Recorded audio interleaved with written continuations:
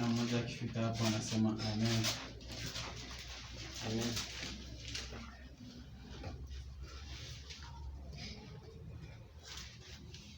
Isaya 58 mstari ni wa kwanza kufikia pale wa mwisho ambao ni 14.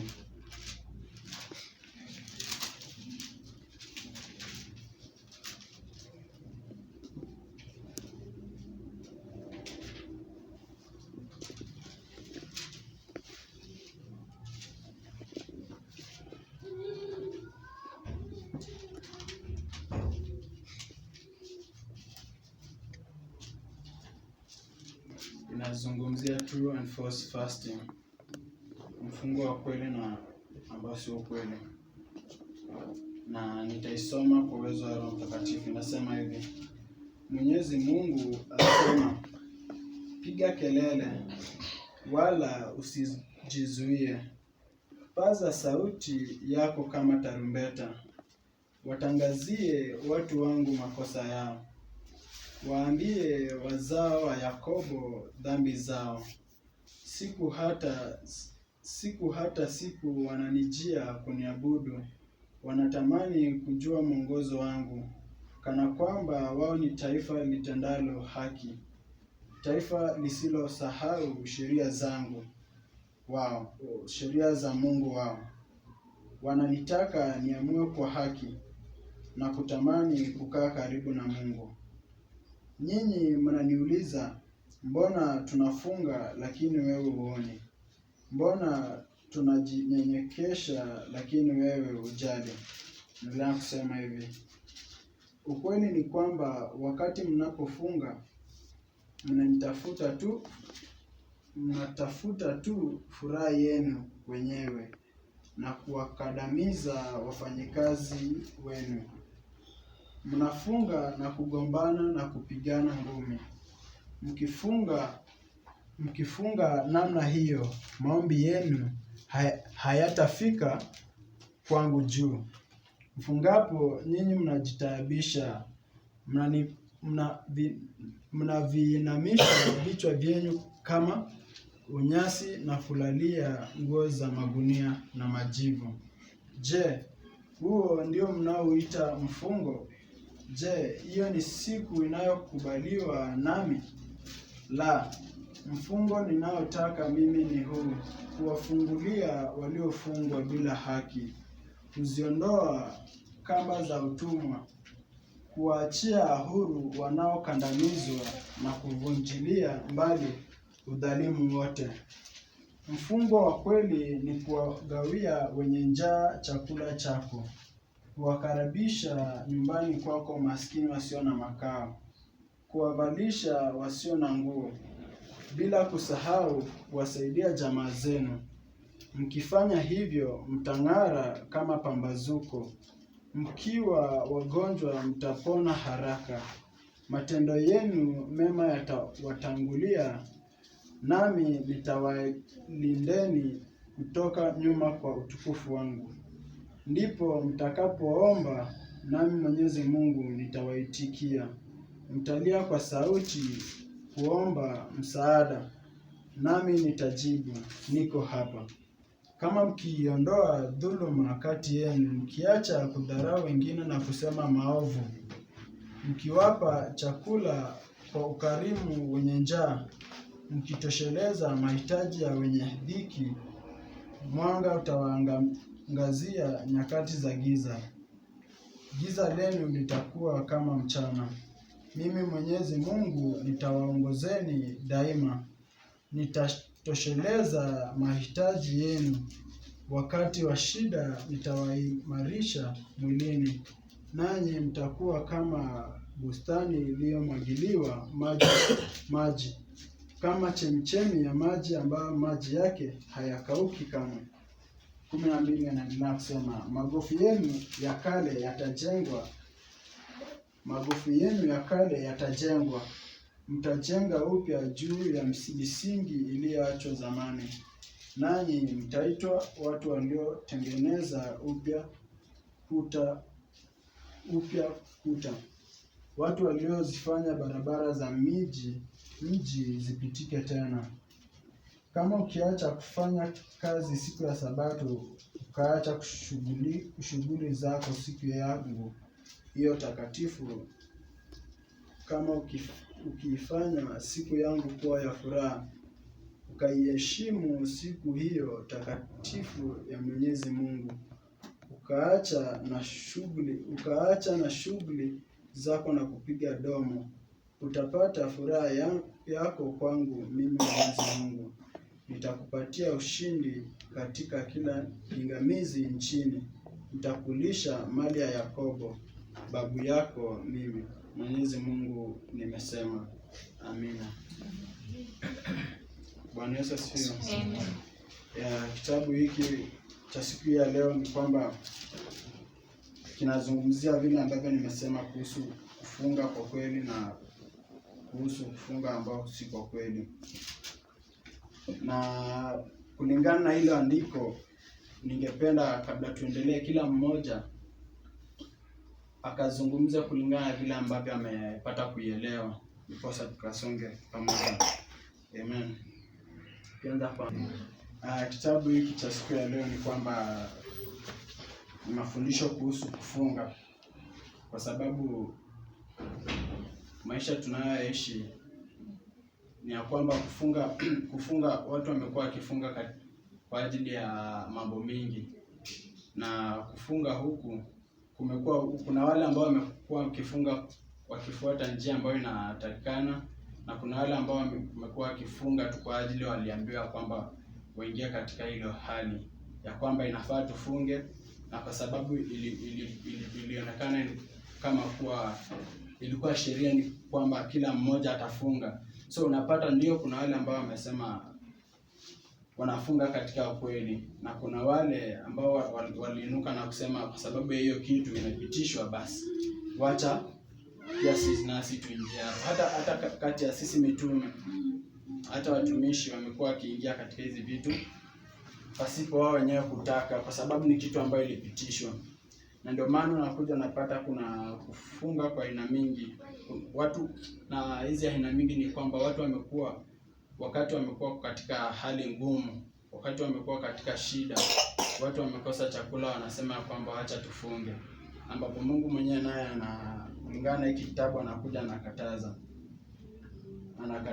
Na ile kitu yenye naweza sema ni kwamba katika hii hali ya kufunga, kitu cha kwanza, kufunga ni kitu ambayo inakubalika na Kristo.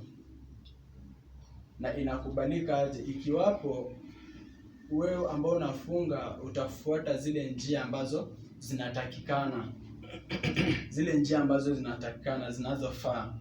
Na tena kuendelea, Mungu naye anaendelea kusema kwamba wakati unafunga katika hizi njia ambazo zinafaa, yeye mwenyewe atafanya nini?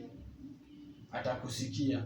Lakini kuna watu ambao wanainuka, watu ambao wako na hiyo tabia ambayo nimezungumzia, kwamba mtu amekuwa katika shida, sasa ameona tu acha niingie nifunge, ambapo kufunga kama huku ni kule ambako ni kwa Mafarisayo. Na ndiposa Kristo naye anakuja na anasema kwamba kufunga kama huku ambako hakustahili, yeye mwenyewe anafanya nini? Anakasirishwa na kufunga kama huko. Na Biblia nayo inaendelea kusema kwamba Mungu mwenyewe aliamuru kwamba kufunga si kubaya, na anasema kwamba halazimishi mtu kuingia katika hiyo hali. Na ndiposa nataka tuangalie kwamba katika Biblia kufunga ambako kuna stahili, kufunga ambako ni kwa kweli, na kupitia pale kila mmoja atakuwa na mwangaza kwa ajili ya hii mambo ya kufunga, because imekuwa ni shida kwa waumini wengi, wamekuwa wakiingia katika hii mambo. Na ndiposa hapa Kristo au Waisraeli wanasema kwamba wamekuwa wakifunga, lakini Mungu naye amekuwa akifanya nini? Haoni wala hasikii. Na ndio ningependa tuangalie pale katika Ezra 8 mstari wa 21 kufika 23, ndiposa tukapata kuangalia kufunga ambako Kristo mwenyewe anapendezwa nako, kufunga ambako ni kwa kweli.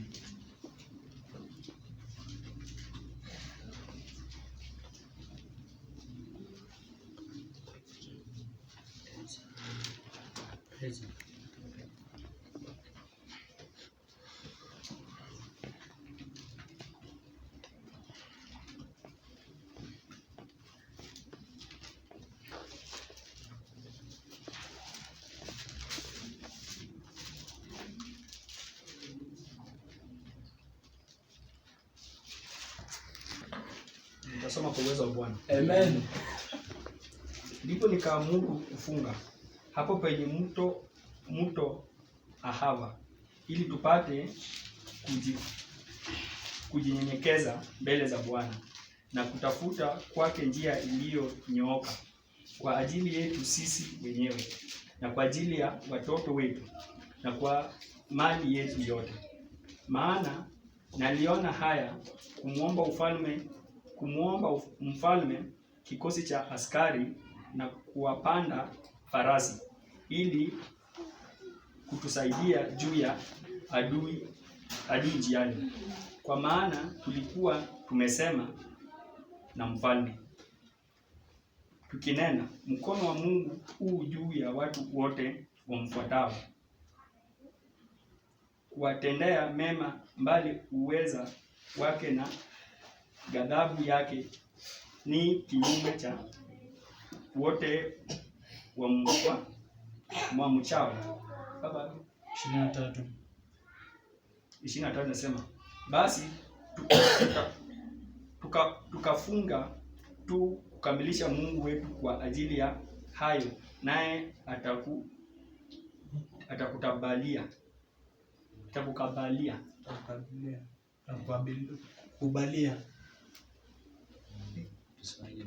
Tofauti kidogo. Bwana Yesu asifiwe. Amen. Bwana Yesu asifiwe. Asifiwe zaidi. Sasa kitu cha kwanza hapa katika hii Ezra 8 inatuelezea ile njia ambayo yale mambo ambayo watu katika Biblia alifunga juu yake. Yale mambo ambayo Kristo mwenyewe alifurahia machoni pao, ya kwamba hao watu walikuwa katika safari. Na katika hii safari yao ilifika mahali katika hii safari yao walihitaji ulinzi.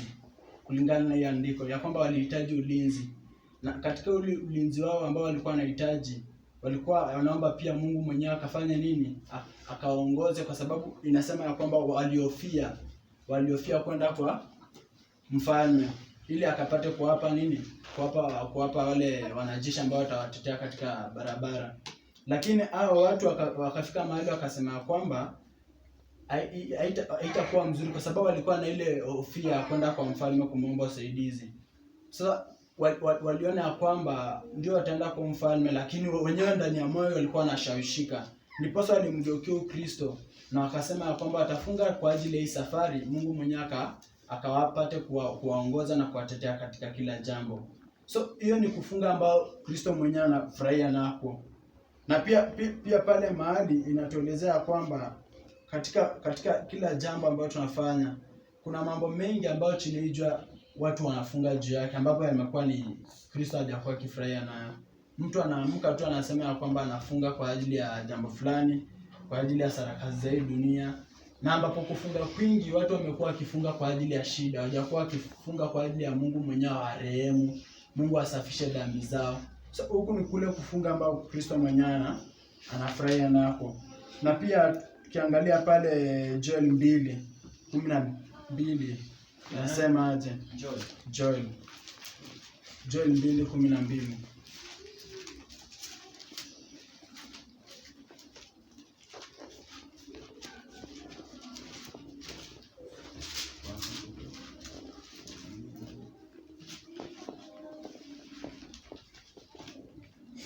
Bale.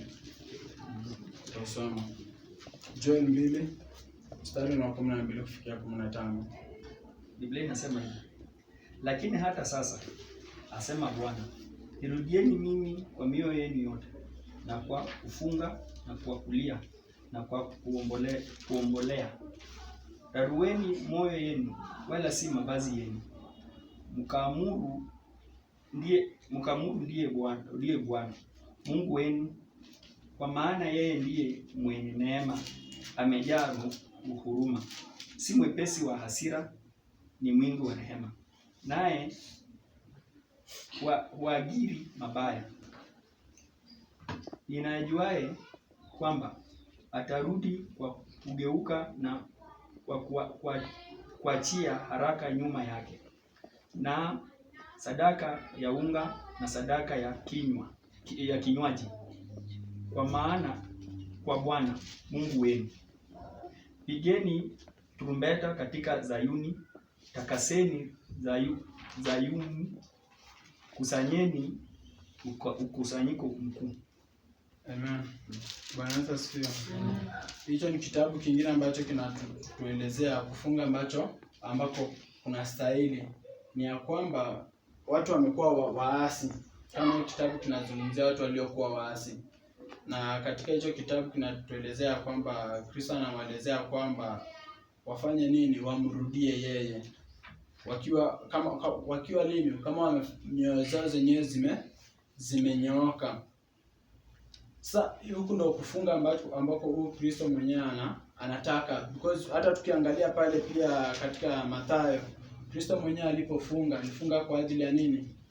Alifunga kwa ajili, alitaka Mungu mwenyewe afanye nini? Amrehemu, amwezeshe kwa ajili ya kazi aliyokuwa amempa, ndiposa akaifanya kuikamilisha pamoja. Na ndiposa shetani naye aliinuka. Shetani aliinuka na kukuja na majaribu kwa sababu alikaa pale kwa siku 40. Baada ya kukaa pale, Kristo naye akafanya nini? Wakati alipokuwa akielekea sasa kuanza hiyo kazi, shetani alipatana na shetani naye alimuinukia na majaribu tofauti. Na Kristo naye kwa sababu alikuwa anaelewa ya kwamba yeye anamtumikia Mungu na Kristo naye shetani hakupata nafasi kwake. So kuna mambo mengi ambayo tunastahili tuangalie wakati tunasema tunaenda kufunga, because kuna kufunga kwingine kumekuwa ni kwa kelele. Kuna kufunga kwingine ambako Kristo mwenyewe anazungumzia hajakuwa akifurahishwa nako. Ukiangalia kama hii kitabu cha Isaya pale mstari wa 3 inasema, nyinyi mnaniuliza mbona tunafunga lakini wewe huoni? Mbona tunajinyenyekeza kesha lakini wewe hujali? Ukweli ni kwamba wakati mnapofunga mnatafuta tu furaha yenu wenyewe na kuwakandamiza wafanyikazi wenu.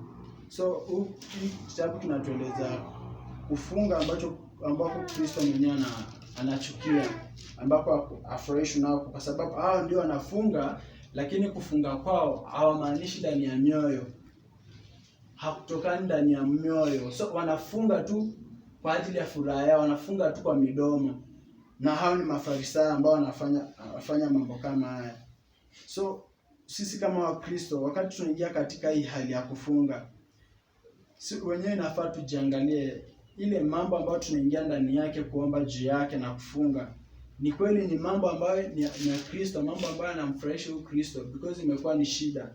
Watu wamekuwa kiumia, wanaingia katika hii hali ya kufunga, wanaombea jambo fulani, lakini kwa sababu jambo analoombea Mungu naye hafurahishwi nayo. So ndipo unaona utakuwa unaomba, lakini wakati unamaliza kuomba ukitarajia kwamba Kristo naye atakutendea mema, unapata ya kwamba Kristo naye kule kuomba kwako kulikuwa tu ni kelele machoni pake.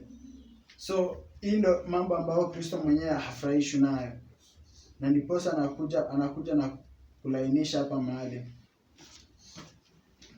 Na wakati tunapoendelea pia tungeangalia pale Leviticus 16:29 kufikia 30. Pia tukapate kuona yale mambo ambayo Kristo mwenyewe anafurahishwa nayo watu wakati wanasema wanafunga. Leviticus ni kumbukumbu la Torati. 16. Mstari wa 29 kufikia 30. Mambo ya Walawi ya Leviticus 16.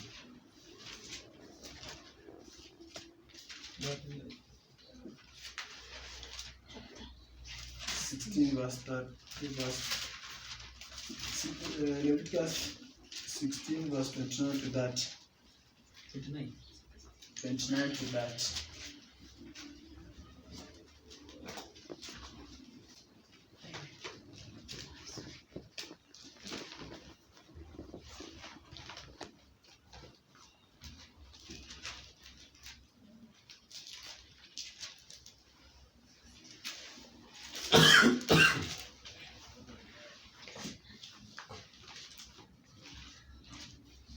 Nitaisoma. Inasema, hili ni sharti ambalo mnapaswa kulifuata milele. Siku ya 10 ya mwezi wa 7, ninyi wenyewe na hata wageni wanaoishi miongoni mwenu ni lazima mfunge siku hiyo na kuacha kufanya kazi. Mtafanya hivyo kwa sababu siku hiyo ndiyo siku ambayo mtafanyiwa ibada ya upatanisho, msafishwe dhambi zenyu, nanyi mtakuwa safi mbele ya Mwenyezi Mungu. Hii kitabu cha Leviticus kinatuelezea pia mambo ambayo sisi kama Kristo inastahili tufunge kwa ajili yake, ambayo ni kwamba katika kila siku ya 10 ya mwezi wa 7, kila mmoja atakuwa anafanya nini? Anaingia katika hii hali ya kuomba na kufunga, na hata wageni ambao watakuwa pale kwa ajili ya kuomba na kwa Kristo ya kwamba akaturehemu na akatusafishe dhambi zetu, ya kwamba Kristo akatuoshe na akaturehemu dhambi zetu, tukaonekane kuwa wasafi machoni pake. Uko pale mtoto wetu? Hapa lakini sawa.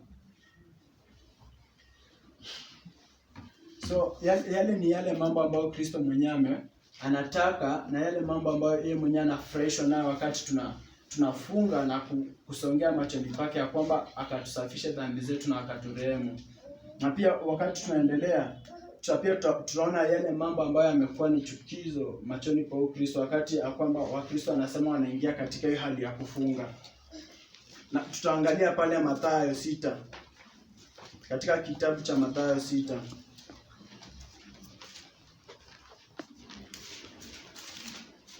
Mathayo 6 mstari wa 16 kufikia 18. Mathayo 6 mstari wa 16.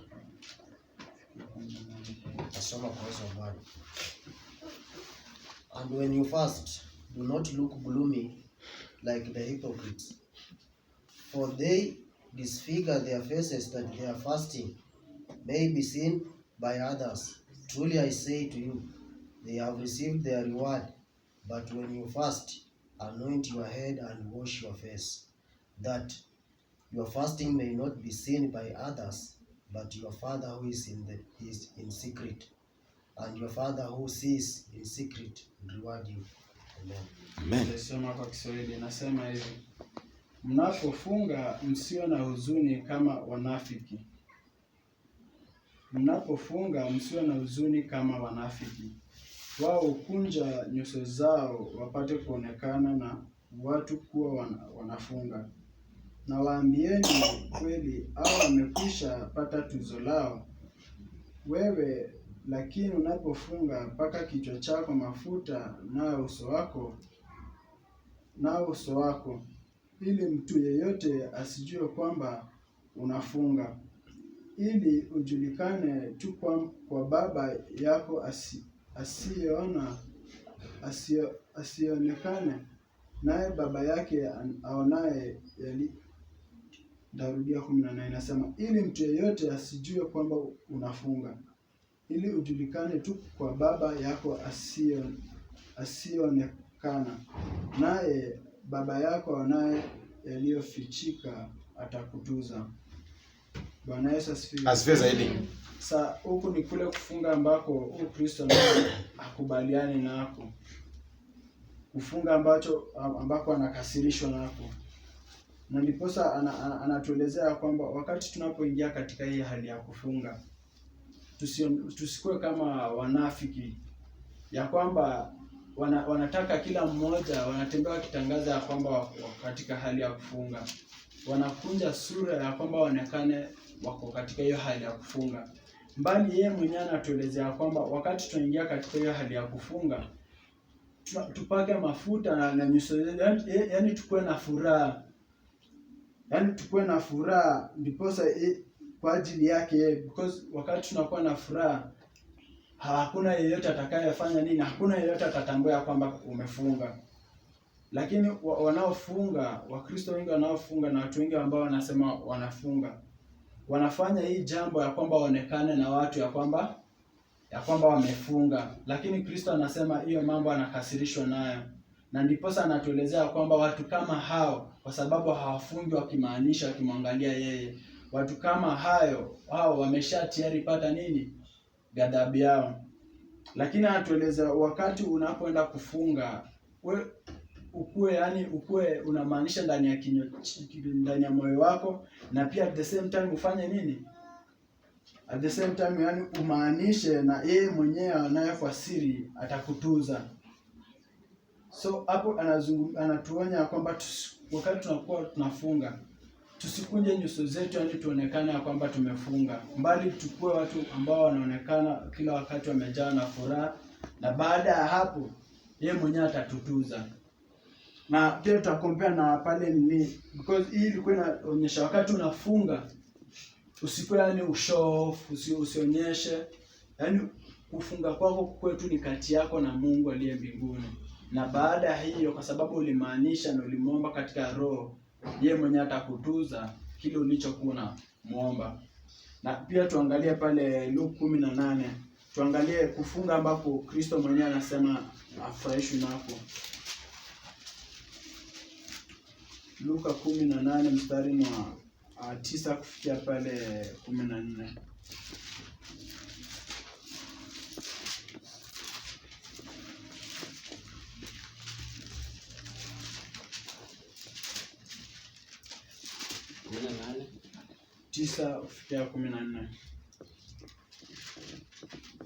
Jesus also told this parable to people who were sure of their own goodness and despised everyone else. One, there were two men who went up to the temple to pray. One was a Pharisee and the other tax collector. The Pharisee stood apart by himself and prayed, I thank you, God, that I am not greedy, dishonest, or adulterer, like everyone else. I thank you that I am not like the tax collector over there. I fast 2 days a week, and I gave you 1/10 of my income. But the tax collector stood at a distance and would not even raise his face to heaven, but beat on his breast and said, God, have pity on me, a sinner. I tell you, said Jesus, the tax collector and not the Pharisee was in the right with God when he went home. For all who make themselves great will be humbled, and all who humble themselves will be made great. Amen. Amen. Nitasoma kwa Kiswahili. Inasema hivi: alafu Yesu aliwaambia pia mfano wale ambao walijiona kuwa wema na kuwadharau wengine. Watu wawili walipanda kwenda hekaluni kusali, mmoja Mfarisayo na mwingine mtoza ushuru. Huyo Mfarisayo akasimama akasali kimoyomoyo, Mungu, nakushukuru kwa vile mimi si kama watu wengine, walafi, wadanganyifu au wazinzi. Nakushukuru kwamba mimi si kama huyu mtoza ushuru. Nafunga mara 2 kwa juma. Natoa zaka sehemu ya 10 ya pato langu. Lakini yule mtoza ushuru akiwa amesimama kwa mbali bila hata kuinua macho yake mbinguni, ila tu akijipiga kifua kwa huzuni, alisema, Mungu, unionee huruma mimi mwenye dhambi. Na waambieni, huyu mtoza ushuru alirudi nyumbani akiwa amesamehewa, lakini yule mwingine sivyo. Kwa maana kila anayejikweza atashushwa, na kila anayejishusha atakwezwa. Bwana Yesu asifiwe. Hii kitabu cha Luka 18 mstari wa 9 kufikia 14 inatuelezea kufunga ambako Kristo afurahishwi kwa Mfarisayo. Kwa sababu Mfarisayo kufunga kwake alikuwa anaonyesha kwamba yeye anatenda haki sana. Alikuwa anaashiria kwamba yeye ni mwadilifu zaidi kuliko wale wengine. Na ndiposa Kristo naye wakati alimtazama ndani ya nafsi yake, aliona kufunga kwake si kufunga ambako kuna stahili, kwa sababu yeye alikuwa anafunga tu kwa ajili haonekani ni mzuri kuliko wale wengine. Na ndiposa hapa inamaliza na kutuelezea wakati huyu Mfarisayo alifanya nini. Mfarisayo na mwingine alikuwa mtoza ushuru. Huyu Mfarisayo alienda na akasimama na kuanza kusali, lakini kusali kwake kulikuwa yani ni kama anajiinua, na kujionyesha kwamba yeye ni mwema kuliko wale wengine waliokuwa pale mahali. Lakini huyu mtoza ushuru alipokuwa amesimama pale, amefanya nini? Alipokuwa amesimama pale, yeye alifanya nini? Aliinua kichwa juu mbinguni na akasema, Mungu, unionee huruma mimi mwenye dhambi. Na wakati alinena haya mambo, yeye alikiri kutoka kwa ndani mwake, na alimaanisha na Mungu naye wakati alimuona na akaona ya kwamba yale maombi ambayo amefanya anamaanisha, ndiposa anatuelezea kwamba huyu mtoza ushuru alirudi nyumbani kama yeye mwenyewe ameshasafishwa dhambi zake, ameoshwa. Lakini huyu mtoza ushuru naye yeye alikuwa maombi yake yalionekana kuwa ni kelele, na alitoka pale pasipo yeye kupokea kitu chochote, kwa sababu Biblia inatuambia kwamba lakini yule mwingine sivyo, kwa maana kila anayejikweza atashushwa, kila anayejiinua, kila anayejionyesha yani yako juu kuliko wale wengine, Kristo anatuelezea kwamba hatashushwa, na anayejishusha naye atakwezwa. Unaona, sasa haya ni yale mambo ambayo Kristo amekuwa fresh nayo. Unaona, huyu kufunga kwake ilikuwa ni anaashiria kwamba yeye amekuwa mwema kuliko wengine, lakini Kristo naye kufunga kwake aliona kote kuwa ni mavi machoni pake. Unaona, sasa yale ndio yale mambo. Alafu tumalize pale na hiyo Isaya, turudi pale kwa Isaya.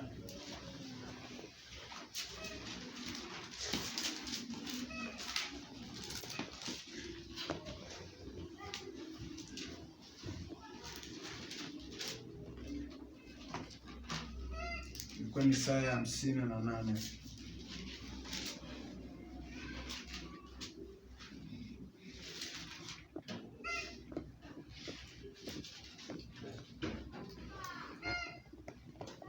Tuangalia pale Isaya, turudi pale kwa mstari wa 5.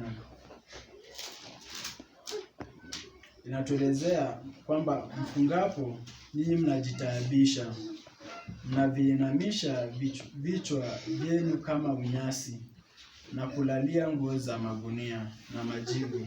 Je, huu ndio mnaoita mfungo?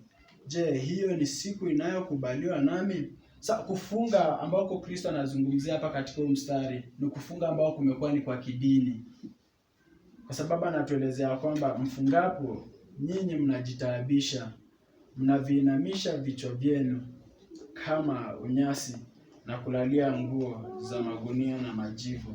Je, huo ndio mnaoita mfungo? Je, hiyo ni siku inayokubaliwa nami? Sita inaendelea kutuelezea, la, mfungo mnaotaka mimi ni huu, kuwafungulia waliofungwa bila haki. Yaani wakati mnafunga, inatuelezea kwamba huu mstari wa 6 inatuelezea kwamba la, mfungapo mfungo ninaotaka. Kristo anatuelezea katika mstari wa 6 mfungo ambao yeye mwenyewe anataka, ya kwamba mfungo ninaotaka mimi ni huu, kuwafungulia waliofungwa bila haki, kuziondoa kamba za utumwa, kuwaachia huru wanaokandamizwa, na kuvunjilia mbali udhalimu wote. Mfungo wa kweli ni kuwagawia wenye njaa chakula chako, kuwakaribisha nyumbani kwako maskini wasio na makao, kuwavalisha wasio na nguo, bila kusahau kuwasaidia jamaa zenu. So, wakati tunasema tunafunga na mambo kama haya hatutendi, kwa hakika mandugu madada tulio mahali hapa, kufunga kwetu kutakuwa ni bure tu machoni pa Kristo. Ndiposa hii kitabu kileta siku ya leo tukapata kutambua, because wengi wetu tumekuwa pia tukifunga, lakini wakati tunafunga tumekuwa kweli tukitenda kulingana vile kitabu kinasema, because kinatuelezea kufunga ambako ni kwa unafiki, kufunga ambao ni kwa Mafarisayo, ambao Kristo mwenyewe amekuwa hafurahishwi nako, na yale ni mambo ambayo yamekuwa yakifanyika chini ya jua. Yale ni yale mambo ambayo yamefanyika chini ya jua, na watu ambao wanasema wamempokea Kristo ndio watu ambao wamekuwa wakiingia ndani ya hizi vitu. Lakini Kristo naye anakuja na kutufungua na kutuelezea kufunga ambako yeye mwenyewe anataka, na anatuelezea kupitia kwa kufunga huko ambako yeye mwenyewe anafurahishwa, yale mambo ambayo yeye mwenyewe atafanya nini, yale mambo ambayo yeye mwenyewe because tukiangalia pale katika kitabu cha tukiangalia pale Isaya mstari wa 13 inatuelezea kwamba kama ukiacha kufanya kazi siku ya Sabato, ukaacha shughuli zangu siku yangu hiyo ukaacha shughuli zako siku yangu hiyo takatifu. Kama ukiacha kufanya kazi siku ya Sabato, na ambapo siku ya Sabato ni siku kama hii kwa sisi ambao tunasema Wakristo. Siku kama hii, kama tukaacha kazi zote kwa ajili yake, kwa ajili ya siku yake takatifu na kwenda kuungana na yeye, na inaendelea kusema kama ukiifanya siku yangu kuwa ya furaha, ukaiheshimu siku hiyo takatifu ya Mwenyezi Mungu, ukaachana na shughuli zako na kupiga domo, utapata furaha yangu kwangu mimi Mwenyezi Mungu.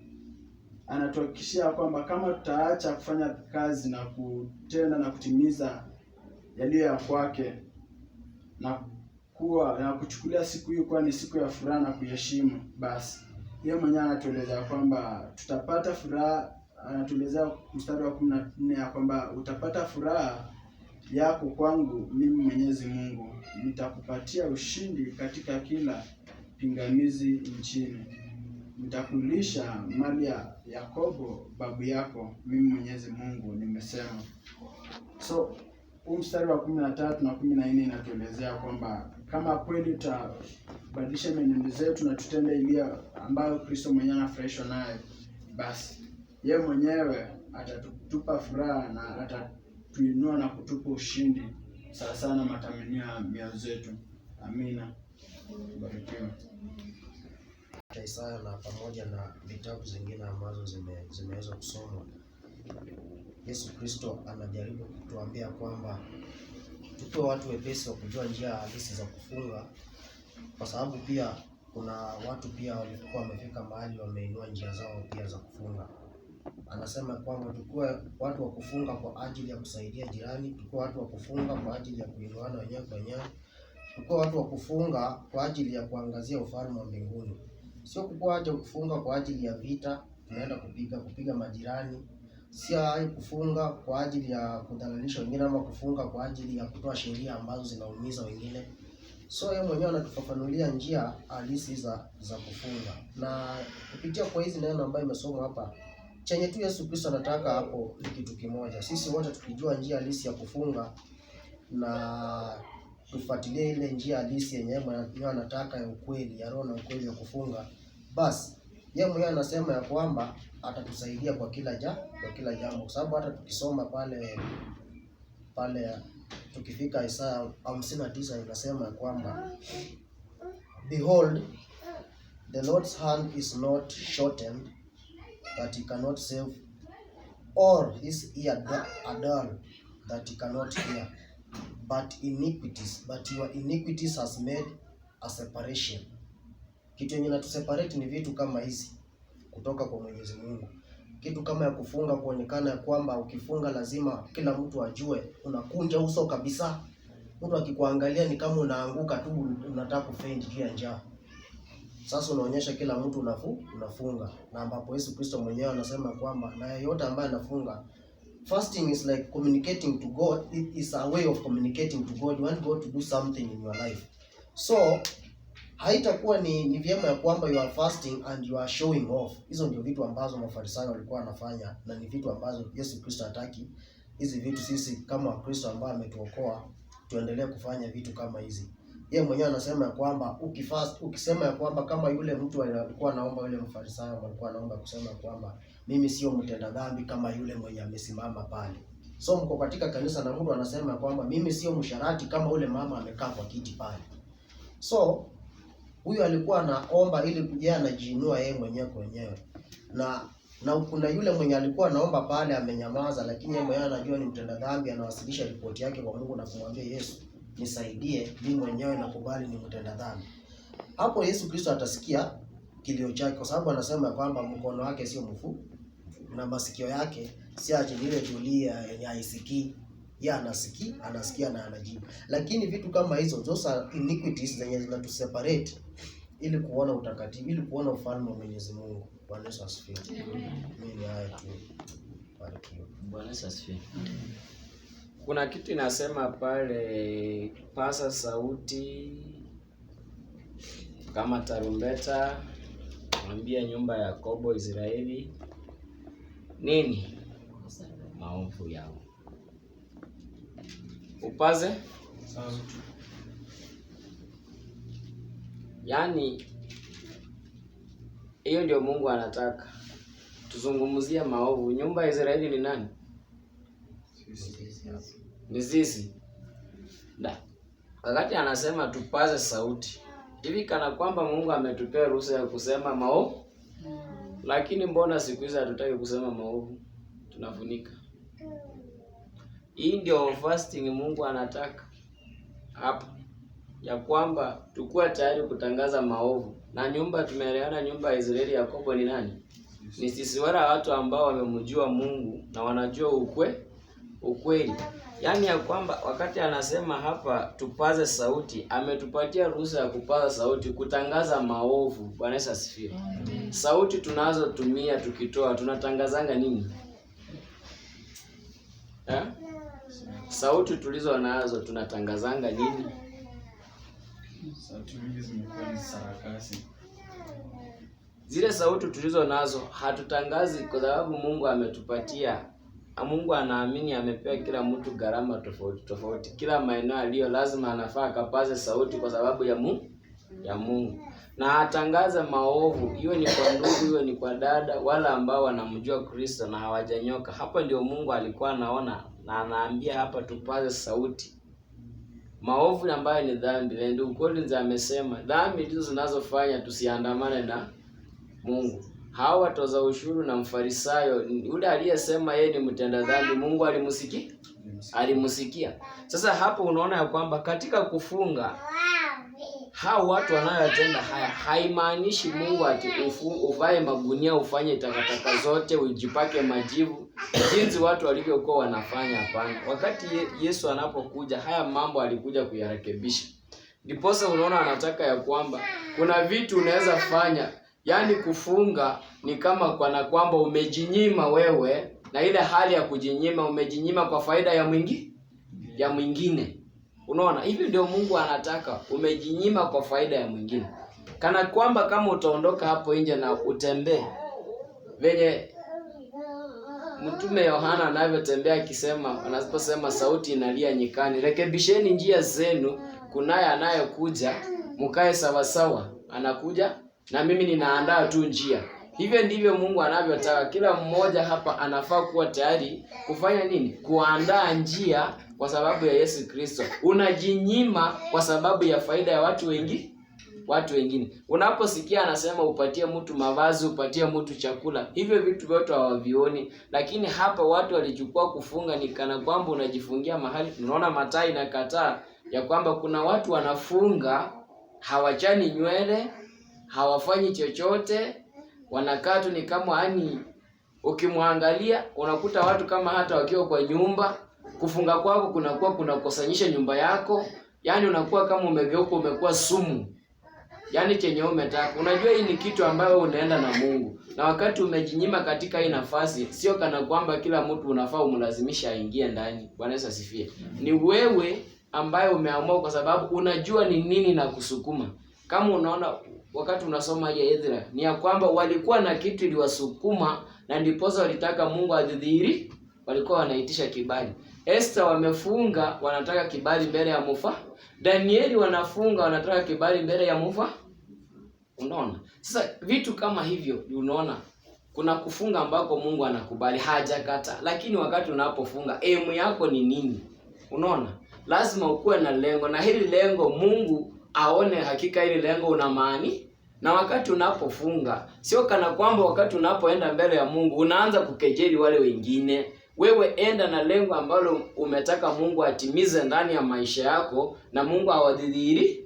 Lakini kufunga kwa leo, Nono anasema mimi nafunga siku 2, wala wafungangi. Venye Yesu alikuwa anatangaza habari, wanamuuliza ya kwamba na hao wanafunzi wako hawafungi. Bwana Yesu asifiwe. So kuna watu hata hautaona wakijinyima chakula lakini wanasonga. Bwana Yesu asifiwe. So hizi vitu lazima wakati tumeokoka tuelewe. Unaona? Na Yesu mwenyewe akaambia Mafarisayo kwamba yeye bado hapo.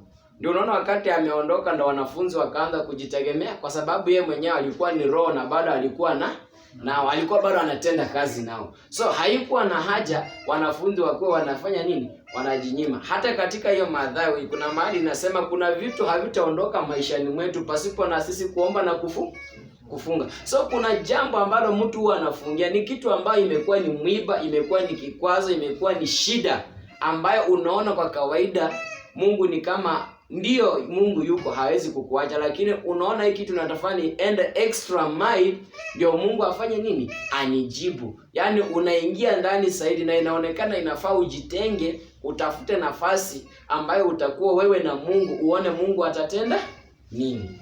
Lakini siku za leo, kufunga kwa leo unaweza kuta ninafungia mtu fulani akufe. Au unadhani Mungu atajibu? Mungu atatuambia sisi tuanze kuua watu? Hapana. Kwa sababu kama kuna maadui duniani watakuwa. Lakini kulingana na vile tunalidi kusonga kwa wokovu, tunatambua kwamba Mungu abadilisha hata maadui wamjue Mungu. Hiyo ndio kazi, unaona? Lakini kama tutafunga, tunajitaabisha, wenye maandiko yanasema tunanyanyasika, tunachakarika, lakini maombi yetu ni fulani akufe. Unaonaje hiyo maombi? Na hii maombi ndio inaendeleanga. Na wewe sikia mtu anakuambia wewe nikikufungia tu utanijua. You see? Lakini huyu Mungu wewe ukimlilia na umwambie ndugu fulani hata kama amenikosa, lakini tenda jambo ajue kwamba wewe ni Mungu uishie. So katika hiyo kufunga lazima tuangalie ndani. Tunaposema tumejinyima, tunajinyima kwa sababu gani? Na ni kwa faida yetu na wengine ama ni sisi tu na ubinafsi wetu? Unaona? Lakini sasa siku za leo unapokuta watu wanayofanya haya maneno na watu wanakataa, ndio unaona unapolalamika haya maombi umeaifunga na ukamaliza na ukakosa majibu. Hata wakati unapomaliza ndio unapata sasa ndio ni kama ulikuwa umefanya nini? Umechemusha zaidi. Sasa ndio unafaa uatakiwe mzuri. So vitu kama hizo lazima uangalie. Ndio unaweza sema kwamba Yesu hata wakati ambapo amemaliza kufunga siku 40 ndio shetani aliinuka na vikwazo mbeleni, lakini alimshinda. Yesu asifiwe. Amen. Alimshinda. Hakumshinda kwa sababu wakati wanamalizana wanasema shetani aliondoka akaenda zake. Sasa nasi kama ndio wakati tunaamua hii safari ni kwa sababu vitu tunavyopambana navyo kwa Efeso inavyonena 6:10 kuendelea, na nguvu za nafalme za giza zote. Hai vitu vyote wakati tunavyopigana navyo tunajua ni vitu vilivyoko chini ya jua, lakini havifasi kutushinda. So lazima tuangalie kufasti kamili. Na hapo unapoona kufasti kamili tumeelewana ya kwamba ni wewe unapotoka na kutangaza ukuu wa Kristo na kutafuta watu kwa kujinyima ili ya kwamba hao watu wakauone ukuu wa Mungu na kusimama katika pengo na nafasi kwa sababu ya wengine. Naye Mungu anasema, si amesema tukiyafanya haya naye atafanya nini? Atatuangazia na ataturidhishia na atatupatia vile tunavyohitaji. Na hivi vitu vyote vitameremeta kwetu. Amen. Kuongeza kwa hiyo ni kwamba pia kuna kufunga ambao kumekuwa ni kwa mazoea. Kuna hali ya mazoea ya kwamba tu unatenda dhambi na kwamba unajua utamrudia Kristo pia atakurehemu. Kama hapo tupa hii hapa tupa hii Isaya mstari wa 3 nasema, nyinyi mnaniuliza mbona tunafunga lakini wewe uone, mbona tunajinyenyekesha lakini wewe ujali. ukweli ni kwamba wakati mnapofunga mnatafuta tu furaha yenu wenyewe na kuwakandamiza wafanyikazi wenu. So hii pia ni ile hali ambayo inafanya mazoea, na ndiposa huyu Kristo naye anasema kwamba wanapofunga anasema kwamba umekuwa hauoni wala usikii. Na Kristo naye anajibu na kueleza kwamba kufunga kwenu mnafunga tu kwa ajili ya kutafuta furaha nyinyi wenyewe na kuwakandamiza wenzenyu. Unaona sasa mambo kama haya. Amen.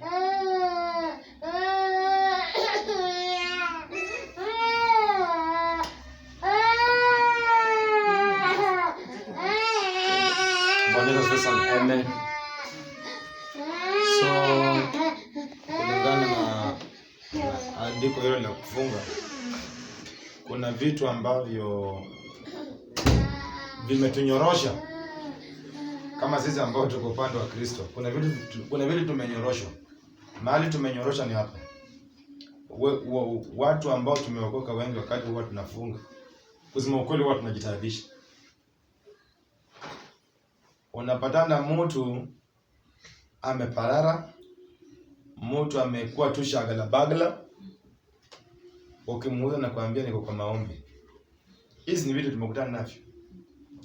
Unaingia kwa nyumba ya mtu, unaona huyu mtu vile alivyo.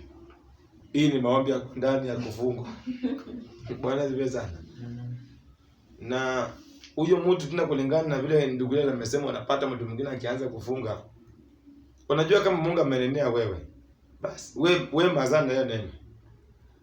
Kama Mungu amesema ni ya grupu, ni ya grupu.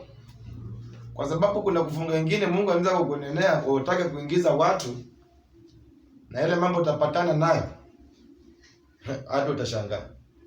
So utapata mtu kwamba amenenewa yeye mwenyewe na anataka kuingiza watu. Na wale watu wanakuja, inakuwa ni hatari kwa mfungo. Lakini ile kitu ambayo imenifurahisha ya kwamba mfungo wa ukweli ni mtu kujitenga na dhambi.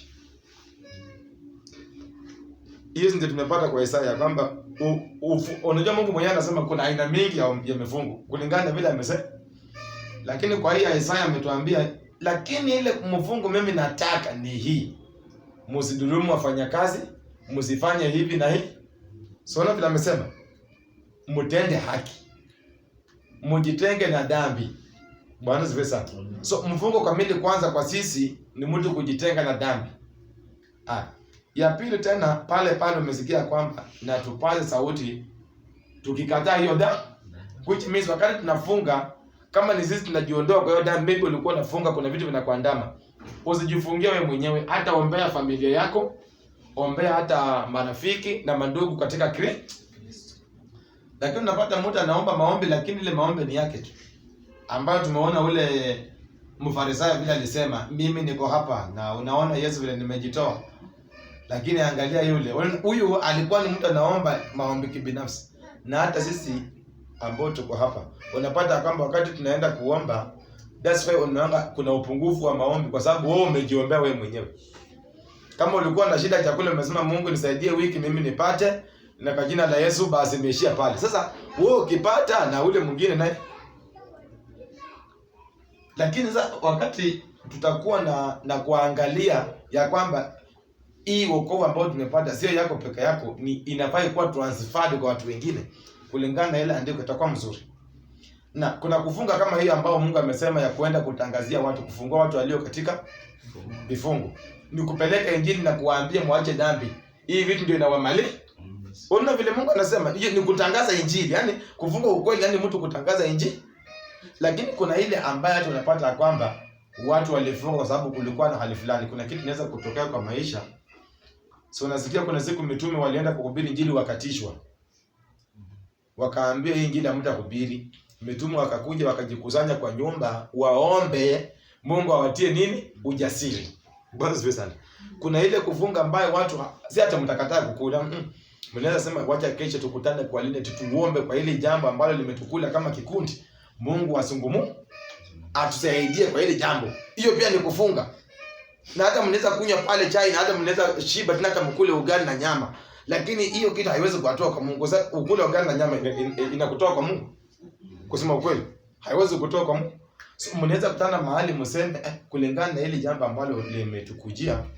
Kama mmeona ile mambo yenye kuna watu wakati hii mambo ya huduma namba hapa Kenya ilitolewa, kuna watu hawakubweka hapana. Kuna watu walisema wacha sisi tukutane leo jioni kwa nyumba fulani tukaanze maneno. Bwana sifiwe sana. Lakini hawajulikani. Lakini hii vitu imeenda juzi unasikia kwamba tena hii vitu ni ujinga. Bwana sifiwe sana. Wewe usianze kufurahia tu ati unafikiri hii vitu vinaweza vunjwa na hivyo tu. Kitu ambayo imetumia billions of money ilikuja siku moja itupeliwe mbali. Unafikiri ni mchezo? Hii ni kitu ambayo force yake ya kutupilia kitu imetoka mbinguni. Na utapata kunaweza kuwa na watu 5 ambao wamekuwa tangu hiyo kitu tangaza. Wao tu walichukua hiyo mzigo na wakasema Mungu hii kitu. Hapana. Lakini baadaye Mungu amewatimizia.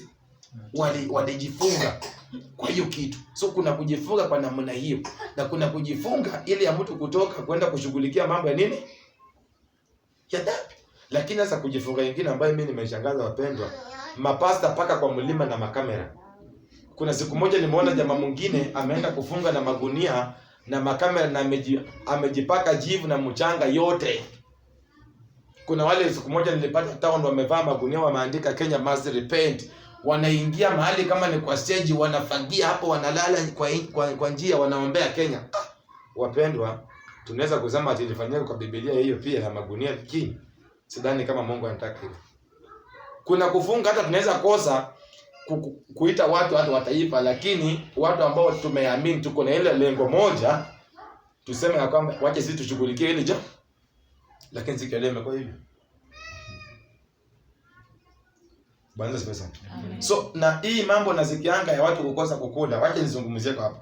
Hii mambo ya mtu kukosa kukula ni amesema kwamba amefunga ni mzuri. Lakini hii mambo inategemea na vile umeongozwa na Mungu.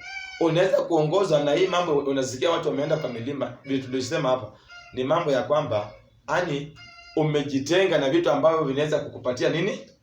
Shida. Ukasema waje mimi niende leo kwa mlima fulani niombee pale.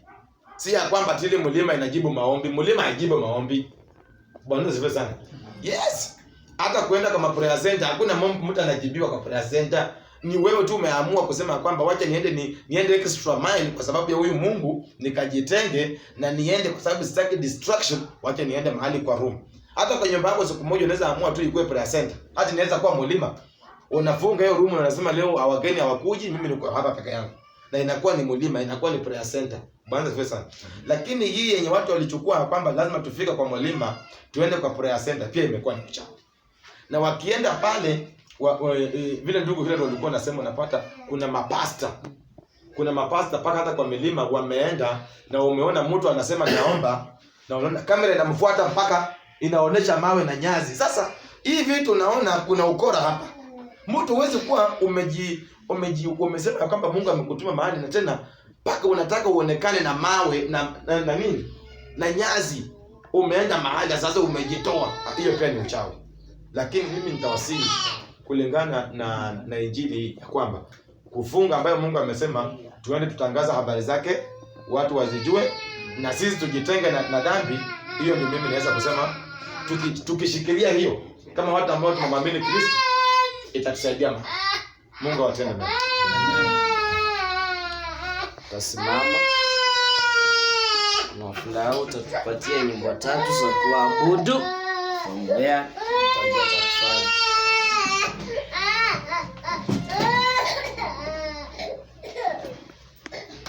Ninamjua aliye mwamba, aliyenikomboa ni Bwana Yesu. Ninamjua aliye mwamba, aliyenikomboa ni Bwana Yesu. Ninamjua aliye mwamba, aliyenikomboa ni Bwana Yesu. Ninamjua aliye mwamba, aliyenisamehe ni Bwana Yesu.